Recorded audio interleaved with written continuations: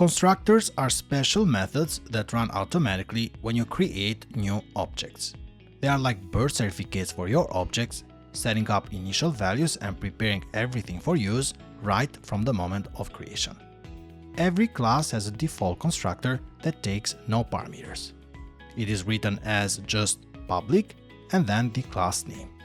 But you can create parameterized constructors that accept values like, for example, name and age. Then inside the constructor, you set the values of the class properties. This lets you initialize objects with actual values in a single line without having to set properties after the object has been created. Constructor chaining is a powerful feature where one constructor calls another one using the this keyword with parameters. This helps avoid duplicate initialization code while providing multiple ways to create objects.